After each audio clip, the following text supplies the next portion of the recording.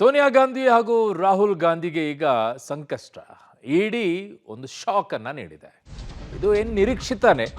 ಯಾಕೆ ಅಂತಂದ್ರೆ national Herald ಪ್ರಕರಣದಲ್ಲಿ ಅವರು ಬೇಲ್ ಮೇಲಿದ್ರು ಆಚೆಗೆ. ಇಡಿ ಈಗ ಚಾರ್ಜ್ ಶೀಟ್ ಅನ್ನ ಸಲ್ಲಿಕೆಯನ್ನ ಮಾಡಿದೆ.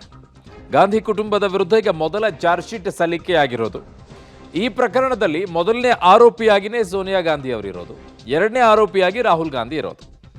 ದೆಹಲಿಯ ರೋಸ್ ಅವೆನ್ಯೂ ನ್ಯಾಯಾಲಯದಕ್ಕೆ ಈಗ ಚಾರ್ಜ್ ಶೀಟ್ ಅನ್ನ ಸಲ್ಲಿಕೆಯನ್ನ ಮಾಡಿರೋದು. ಆರೋಪ ಪಟ್ಟಿಯಲ್ಲಿ ಸ್ಯಾಮ್ ಪಿತ್ರೋಡ ಹೆಸರು ಸಹ ಉಲ್ಲೇಖ ಆಗಿದೆ.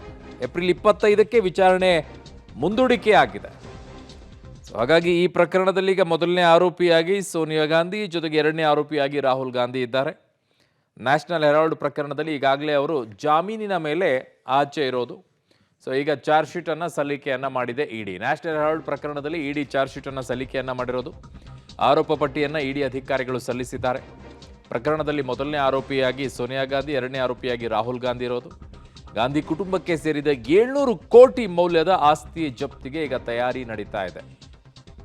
ಕಾರಣ ಅದು ಹೇಗೆ ಬಂತು, ಯಾವ ರೀತಿಯಾಗಿ ಬಂತು, ಅದರ ಮೂಲ ಏನು, ಎತ್ತ, ಇವೆಲ್ಲವೂ ಕೂಡ ಇದೆ. ಅದು ಬಹುದೊಡ್ಡದಾಗಿರುವಂತಹ ಪ್ರಕರಣ. ಬಿಜೆಪಿ ನಾಯಕ ಸುಬ್ರಮಣಿಯನ್ ಸ್ವಾಮಿ ದೂರಿನ ಅನ್ವಯ ದಾಖಲಾದಂತಹ ಪ್ರಕರಣ ಇದಾಗಿತ್ತು.